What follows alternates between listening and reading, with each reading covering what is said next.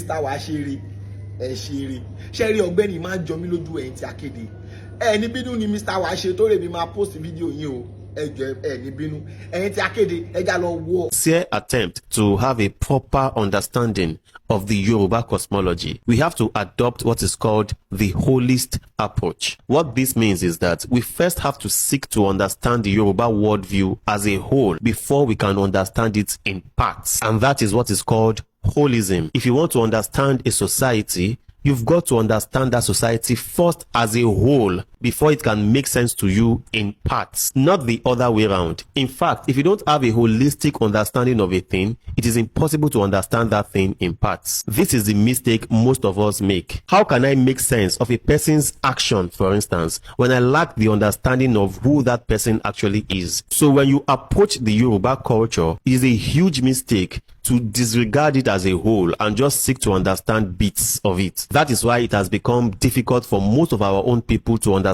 the fact that Eshu has nothing in common with the Muslim shaitan or Christian Satan. It is difficult to them to understand because they want to understand Eshu in isolation. Now, when we say things like Eshu has got nothing to do with the Christian Satan, it is not to discredit Christianity or to disparage it in any way. No, we are only setting the record straight. Eshu is a concept that has been conceived in the minds of our ancestors years and centuries before they came in contact with anything called Christianity. So when they said Eshu, they could never have had in mind anything close to the devil or Satan or what have you. Many people don't know this, and that is why we can't stop talking about it. So let us go on. So what I'm saying is that it is impossible to understand the character of Eshu if you don't understand the world of the Orisa. If you view Eshu as a part of a whole, if you see him as a part of a pantheon, then you will seek to understand that pantheon collectively. And then understanding Eshu becomes a walk in the park. I, for one, have always maintained that there is no contradiction in the Yoruba worldview. If there is any contradiction at all, then it is in your mind. You are the one who will have to renew your own mind. Approach these things objectively. Then you will see clearly what the Yoruba view is about life and death, for instance, or the existence of paradise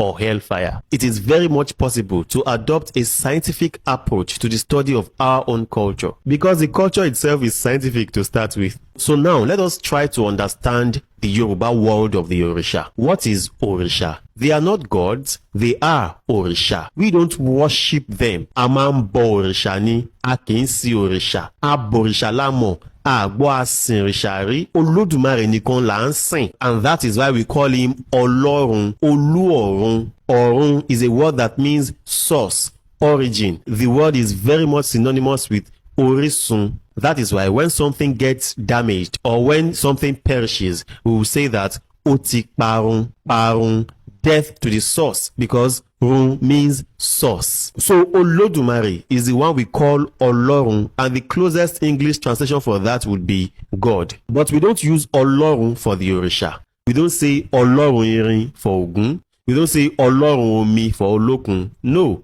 we say Òrìṣà irin or Òrìṣà omi. Òrìṣà irin can therefore not translate to God of iron. The English people have gods because they are polytheistic by culture. We are not a polytheistic people. We are very much monotheistic. We only recognize Ọlọ́run as God. Olódùmarè, Orisa are not gods. What are they? Ẹni orí ṣàdá là ń pè ní òrìṣà. The ones whose ori have singled them out to be extraordinary. Ènìyàn lè di òrìṣà. A human being can very much be canonized and be turned to an òrìṣà because of their extraordinary attributes. This word òrìṣà is always used interchangeably with irúnmọlẹ̀, but strictly speaking, they are not really the same things. Irúnmọlẹ̀ is a very ancient word that has different etymologies according to different schools of thoughts. I will share only one of it for the sake of time. This particular one, I'm not so sure of it, but I'm sure it will make sense to a lot of people. The school of thought argues that irúnmọlẹ̀ is irún ọmọ láti inú ilẹ̀, that is, ẹgbẹ̀rún ọmọ tó ti ilẹ̀ wá, 1,000 children from the earth. And if you remember, we also have Igbamole. Igba is 200.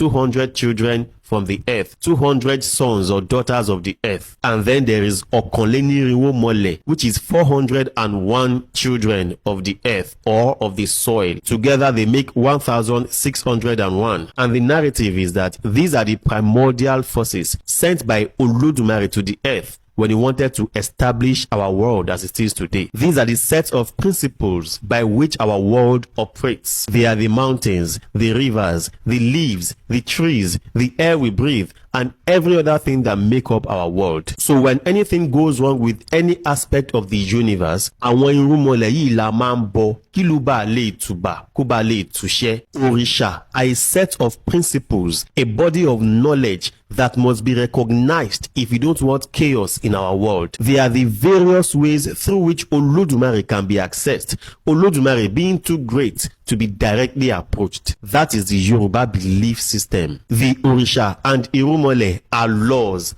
and principles of Olodumare. Bàbá sì fẹ́ kó rí bó ṣe máa ń rí, a gbọ́dọ̀ ṣe bí wọ́n ṣe ń ṣe. That is why we say that a ṣe léyìí, a ṣe ọ̀hún, kí eku bá lè ké bí eku, kẹ́yẹ lè ké bí ẹyẹ, kọ́mọ ènìyàn sì fohùn bí ènìyàn. Principles, things we have to do for normalcy to be constant. Ìyẹn ni ìbọ òrìṣà. Ojúbọ la sì ti máa ń bọ òrìṣà. What is ojúbọ? Ojúbọ is the sacred space set aside for the appeasing of the Orisha, the designated place where we symbolically pay homage to the principles of the universe, the Irumole, the place that symbolizes the concept of doing things the way they should be done so that things can be the way they should be. Kato le domo, kalaboyun le biwere. So we take from nature to appease nature. Àmú eku méjì olúwere àfi bọ ifá ẹja abìwẹ̀ gbàdà ewúrẹ́ abàmú rẹ́dẹ́rẹ́dẹ́ òbídìí abẹ̀dọ̀ lùkẹ́lùkẹ́ àfi ìwọ̀nyí bọfá tàbí ká fi bọ ilẹ̀ nítorí ilẹ̀ òrìṣà ní í ṣe ilẹ̀ ọ̀gẹ́rẹ́ afọkọ́yẹrí alápò ire tọmọ aráyé ń pè lálápò ìkà agbódìdí ọmọ mi láìsọ ohun tó ṣe. Ilé tẹ́ ń rí yẹn, the house that we live in that shelters us is also an òrìṣà. Ilé òrìgì akódìsọ̀rọ̀. Òkè, the mountain, òrìṣà ní í ṣe. Ẹ̀fúùfùlẹ̀lẹ̀, the breeze, òrìṣà ní. Omi, òrìṣà ló jẹ́. Omi is an òrìṣà. Oko, the farm, has its own Orisha Oko. Igbo, the forest, has its own Olu Igbo. And all of these are so because, as I have said earlier, they are the key forces of what is called the universe, or our own world at least. And we must align our own Ashe with theirs. Taba feri ayegbe. Look at this. Ako irin sílẹ̀, àwa tọ́ epo sí, àwa là ń bọ̀gún. And you think that is religion? You think that is mystery? What is religious about that? That is pure science and technology. Our ancestors did most of all they did out of deep scientific understandings. Tell me, how else scientifically do you preserve iron? Iron is preserved by greasing it, by oiling it.